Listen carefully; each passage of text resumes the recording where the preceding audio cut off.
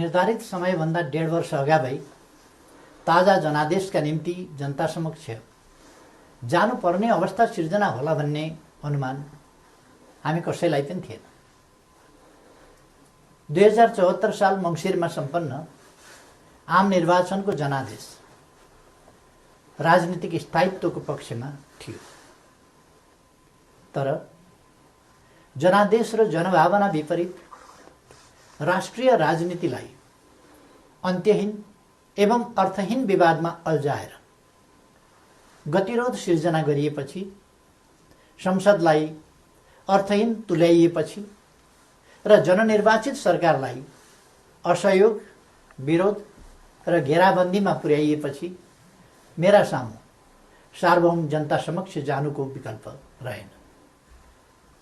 त्यसैले जनता समक्ष प्रस्तुत हुने निष्कर्ष अनुरूप हिजो 2077 साल पुष 5 गते प्रतिनिधि सभाको विघटन गरेर आगामी 78 साल वैशाखमा नयाँ निर्वाचन गर्ने निर्णय गरिएको बेहोरा म निवेदन गर्न चाहन्छु। सतहमा हेर्दा हिजो विकसित घटनाक्रम अप्रत्याशित र आकस्मिक जस्तो देखिए तापनि यो परिस्थिति लामो समयदेखि राष्ट्रिय राजनीति र मूलतः सत्तारूढ नेपाल कम्युनिस्ट पार्टीका केही नेताहरूका असङ्गत, विकृत र जनअपेक्षा विपरीतका गतिविधिहरूद्वारा सिर्जना भएको हो।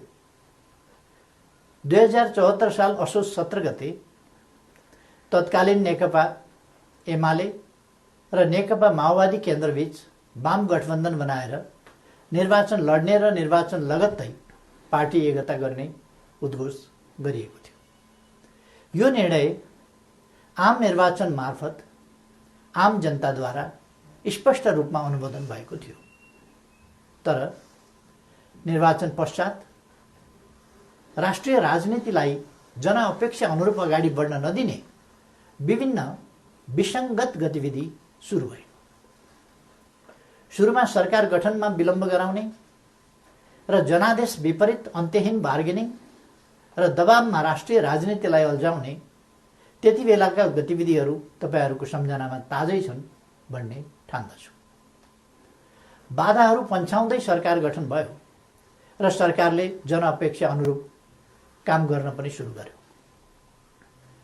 त्यसपछि केही नेताहरूद्वारा निरन्तर रूपमा अस्थिरताका सन्देश र प्रयास जारी रहे।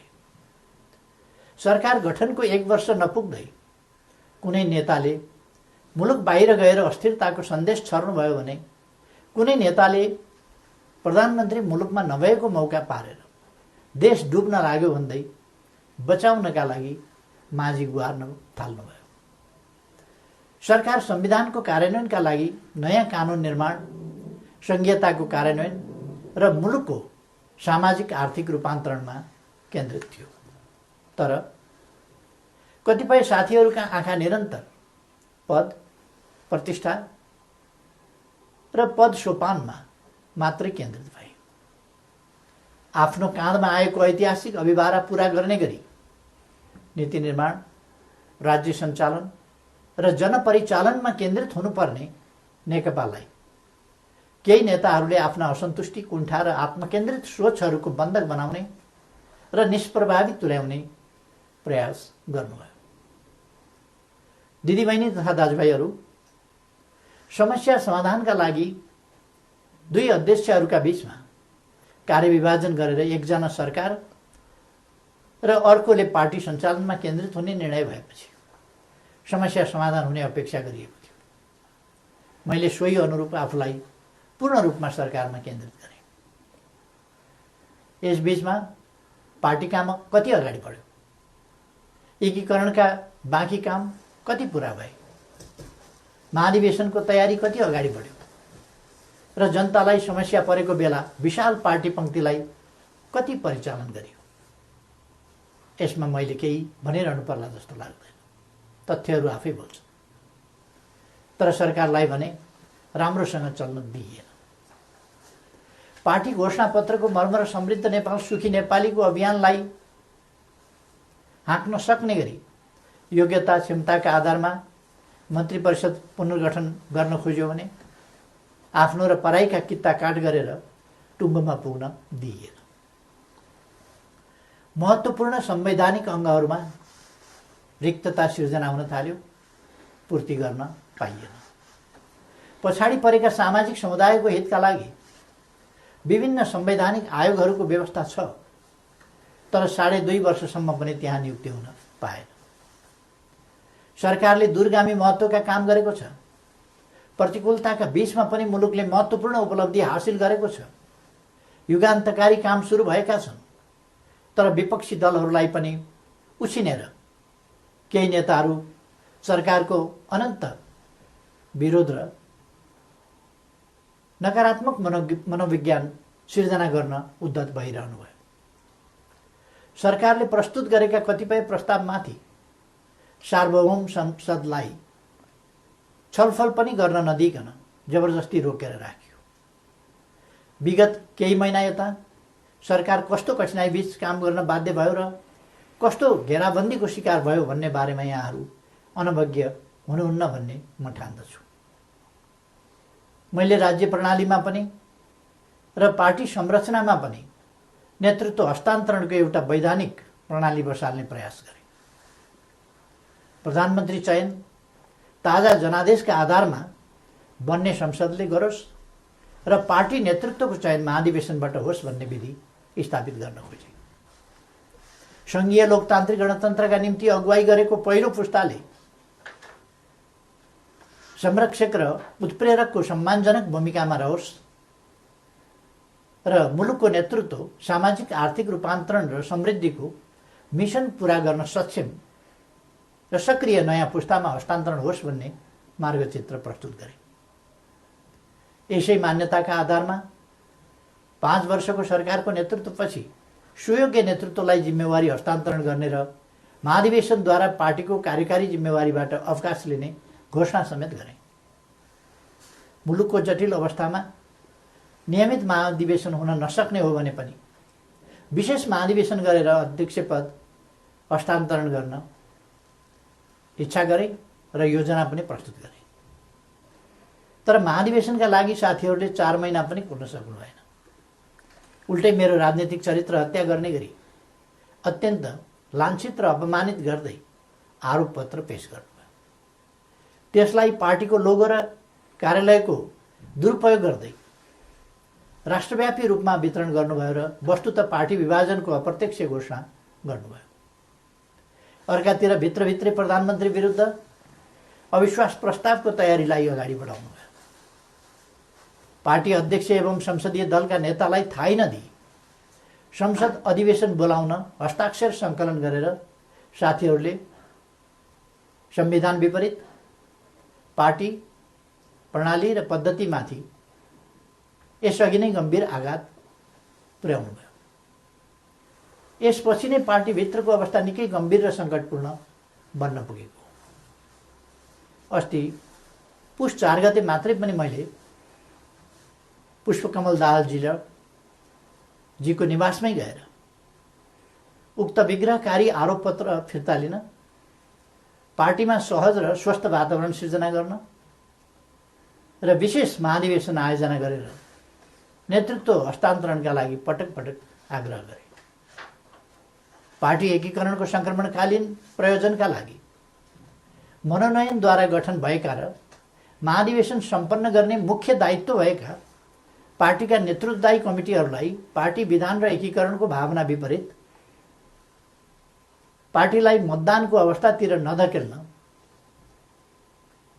र कर्तव्यको लिकबाट बाहिर नजान बारम्बार आग्रह गरे। तर यस प्रयासलाई मेरो कमजोरी ठानियो। केही भएको छैन, केही गरिने छैन भन्ने कुरामा अल्मल्याउँदै प्रधानमन्त्री विरुद्ध अविश्वास प्रस्तावको तयारी अगाडि बढाइयो। दिदीबहिनी तथा दाजुभाइहरू, सरकार विरुद्ध यसरी घेराबन्दी र दाउपेच गर्नुपर्ने जायज कारण के थियो र? सरकारले यस बीचमा राष्ट्रियतालाई सुदृढ गर्ने सन्दर्भमा ऐतिहासिक कामहरू गरेको छ। नेपालको वास्तविक भूभाग समेटेको नयाँ नक्सा प्रकाशन गरिएको छ। तदनुरूप सर्वसम्मतिका आधारमा संविधान संशोधन गरिएको छ। समस्या समाधानका लागि मित्र राष्ट्र भारतसँग वार्ताको तयारी भइरहेको छ। चीनसँग पारवन यातायात प्रोटोकलमा हस्ताक्षर भएको छ। नेपालको अन्तर्राष्ट्रिय छवि, भूमिका र आकर्षण बढेको छ। यसलाई सुदृढ गर्न सबैले सहयोग गर्नुपर्ने बेलामा सरकारलाई असहयोग र असफल पार्न भइरहेका यी गतिविधिका पछाडि गम्भीर षड्यन्त्र लुकेको स्पष्ट छैन र? यी घटनाक्रम हेर्दा म आजभन्दा 4 वर्ष अगाडिका परिदृश्यहरूलाई सम्झिरहेको छु। नाकाबन्दीको साहसका साथ सामना गर्दै त्यसलाई अन्त्य गरे बापत नेपालको पारवन सुविधा विस्तार गरेर फेरि कहिल्यै नाकाबन्दी नहुने कुराको सुनिश्चित गरे बापत त्यति बेलाको सरकारलाई यसै गरी षड्यन्त्रपूर्ण ढङ्गले अपदस्थ गरिएको थियो। परिस्थिति र समय सन्दर्भ फरक भए पनि पात्रहरू उनै हुनुहुन्थ्यो। के यसले हाम्रा कतिपय नेताहरू नेपाललाई अनन्त अस्थिरतामा फसाउने योजनामा सहभागी भएको स्पष्ट रूपमै देखिनुहुन्न र? थुप्रै प्रतिकूलताका बावजुद नेपालले गएको 3 वर्षमा उल्लेख्य उपलब्धि हासिल गरेको कुरामाथि पनि उल्लेख भइसकेको छ। प्राय सबैजसो विकास सूचकाङ्कहरूमा नेपालले प्रगति गरेको छ। कतिपय क्षेत्रमा फड्को नै मारेको छ। शान्ति सुरक्षाको स्थितिलाई सुदृढ तुल्याइएको छ। पृथकतावादी गतिविधिलाई समाधान गरिएको छ। मुलुकले विकास, सुशासन, समृद्धि र स्थायित्वतिर सकारात्मक कदम चालिरहेको यस स्थितिबाट पार्टी खुसी हुनुपर्ने होइन र? सबै मिलेर यसलाई थप गति दिनुपर्ने होइन र? तर कतिपय नेताहरूबाट यसको उल्टो काम भइरहेको छ। सरकारलाई 5 वर्ष काम गर्न दिने र उसका कामको परीक्षण जनताबाट निर्वाचनका क्रममा हुने लोकतान्त्रिक बाटो छोडेर सधैँभरि सत्ता, सधैँभरि सरकार, सधैँभरि पदीय भागभण्डाको चक्रव्यूहमा राजनीतिलाई बन्दी बनाउने काम भयो। लोकतन्त्रमा सत्तापक्षले जनताको आदेशअनुसार काम गर्छ, प्रतिपक्षले नियन्त्रण र सन्तुलनको भूमिका खेल्छ। तर हामी कहाँ सत्तापक्षका कतिपय साथीहरू नै प्रतिपक्षभन्दा बढी आक्रामक, असहयोगी र षड्यन्त्रपूर्ण गतिविधिमा संलग्न हुने विडम्बनापूर्ण अवस्था सिर्जना भयो। आजको स्थिति विकसित हुनुमा कतिपय नेताहरूको गतिविधिको मुख्य जिम्मेवारी रहेको तथ्यलाई हेका राख्नुपर्दछ। यस्तो काम कुनै पनि अर्थमा लोकतान्त्रिक हुन सक्दैन। दिदीबहिनी तथा दाजुभाइहरू, पार्टीलाई एकताबद्ध रूपमा अगाडि बढाउने, नेतृत्व हस्तान्तरणको विधि र प्रणाली बसाउने र पार्टी, सरकार र संसदलाई जनताको हितमा केन्द्रित गर्ने मेरा प्रयासहरूमा यसरी निरन्तर बाधा सिर्जना गरिए। यसपछि नै म यस निर्णयमा पुग्न बाध्य भएको हुँ। प्रतिनिधि सभा विघटन र नयाँ निर्वाचन मेरो रुचि वा छनौटको विषय थिएन। तर मुलुकलाई अकर्मण्य अवस्थामा राखिराख्नु उचित हुँदैन थियो। संसदलाई केही नेताहरूको स्वार्थको बन्धक बनाइराख्नु जनादेश विपरीत हुन जान्थ्यो। जनताको भावना अनुसार काम गर्न अगाडि बढ्नै नसक्ने स्थितिबाट मुलुकलाई निकास दिनै पर्थ्यो। जनअनुमोदित नेकपाको यस सरकारलाई आफ्नै दलका नेताहरूले काम गर्न नदिने र दलभित्रको कचिङ्गनले प्रतिनिधि सभालाई पनि शिकार बनाउने अवस्था अन्त्य गर्नै पर्थ्यो। यसै पृष्ठभूमिमा म नयाँ जनादेशका लागि सार्वभौम जनता समक्ष जाने निष्कर्षमा पुगेको हुँ। म अझै पनि विगतका सबै तिता पीडाहरूलाई बिर्सेर एकताबद्ध भई निर्वाचनमा सहभागी हुन कमरेडहरूलाई आग्रह गर्न चाहन्छु। निर्वाचनको घोषणाले पार्टी एकतालाई बलियो बनाउने अपेक्षा गरेको छु। पार्टी पहिलो शक्ति बन्नुमा, पार्टी एकता हुनुमा र पार्टीले विशाल जनसमर्थन प्राप्त गर्नुमा केपी ओलीको कुनै योगदान छैन। हामी पो निर्णायक हौँ भन्ने कमरेडहरूलाई पनि लोकप्रियता र क्षमताको मापन गर्ने यसले अवसर दिनेछ। प्रधानमन्त्री बन्न व्यग्र प्रतीक्षामा वा प्रयासमा रहनुभएका नेताहरूलाई पनि ताजा जनादेशले विकल्प दिनेछ। प्रतिपक्ष दललाई पनि आफ्ना एजेन्डा जनताबीच लैजान अवसर प्रदान गर्नेछ। निर्वाचन लोकतन्त्रको आत्मा हो। यो सबैभन्दा उन्नत लोकतान्त्रिक अभ्यास तथा विधि पनि हो। जननिर्वाचित सरकारले काम गर्न पाउँदैन भने उसले पुनरावेदन गर्न जाने ठाउँ सार्वभौम जनता समक्ष नै हो। मैले यही बाटो अवलम्बन गरेको छु। पार्टीले मेरो नेतृत्वमा विगत आम निर्वाचनमा लडेको थियो। म पार्टी संसदीय दलबाट सर्वसम्मत रूपमा नेता चयन भएको थिएँ र त्यसै हैसियतमा प्रधानमन्त्री निर्वाचित भएको थिएँ। बहुमत प्राप्त दलको सर्वसम्मत नेतालाई काम गर्न नदिइएपछि बन्द कोठामा अनुचित र सिद्धान्तहीन सम्झौतामा अल्झिएर जनअपेक्षामा आँच पुर्याउनु मैले उपयुक्त ठानिनँ। जनतालाई फैसला गर्न दिनु नै सबैभन्दा लोकतान्त्रिक विकल्प हो भन्ने मैले ठाने। त्यसै पनि जस्केलाबाट सरकारमा छिर्ने र जनमतको उपहास गर्ने अलोकतान्त्रिक चरित्रप्रति मैले सधैँ विमति राख्दै आएको छु। दिदीबहिनी तथा दाजुभाइहरू, नेपालको संविधानले नेपालको सार्वभौम सत्ता र राजकीय सत्ता जनतामा निहित रहने व्यवस्था गरेको छ। राज्य सञ्चालनको अन्तिम निर्णयकर्ता जनता हुन्। जनताको यो सार्वभौम सत्ता, राजकीय सत्ता र निर्णय निर्वाचन मार्फत व्यक्त हुन्छ। जनताको अभिमत व्यक्त हुने निर्वाचनले लोकतन्त्रलाई थप सुदृढ र परिपक्व बनाउँछ। हाम्रो लोकतान्त्रिक प्रणाली नयाँ छ तर कमजोर छैन। मुलुक जनप्रतिनिधिविहीन अवस्थामा छैन। राष्ट्रिय सभा क्रियाशील छ। प्रदेश सरकार, प्रदेश सभा एवं स्थानीय सरकारहरू मुलुकको संविधान र कानुन अनुरूप आफ्नो तहमा राजनीतिक नेतृत्व प्रदान गरिरहेका छन्। राष्ट्रपति र न्यायालय लगायतका संस्थाहरू र राज्यका निजामती एवं सुरक्षा अङ्गहरू सबै आफ्नो कर्तव्य निर्वाहमा दृढ छन्। 4.5 महिनापछि नयाँ प्रतिनिधि सभा स्थापित भइहाल्ने नै छ। 21औं शताब्दीको नेतृत्व गर्न तयार भएर बसेको हाम्रो युवा पुस्ता लोकतन्त्रप्रति प्रतिबद्ध छ। यो पुस्ता नै लोकतन्त्रको सबैभन्दा ठुलो पहरेदार हो।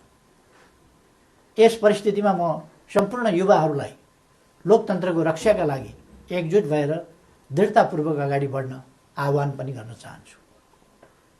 त्यसैले निर्वाचनमा जाँदा संविधान अप्ठ्यारोमा पर्छ, लोकतान्त्रिक गणतन्त्र सङ्कटमा पर्छ र मुलुक अस्थिरतातर्फ धकेलिन्छ भनेर चलाउन खोजिएका प्रचार या फिजाउन खोजिएका आशंका र भ्रमहरू निराधार छन्। राजनीतिक स्थिरताको प्रत्याभूति गर्ने निर्णायक तत्त्व जनताको अभिमत हो। तसर्थ कुनै पनि कुरामा नअल्मलिकन आम निर्वाचनको तयारीमा केन्द्रित हुन म सबैमा हार्दिक आह्वान गर्दछु। धन्यवाद।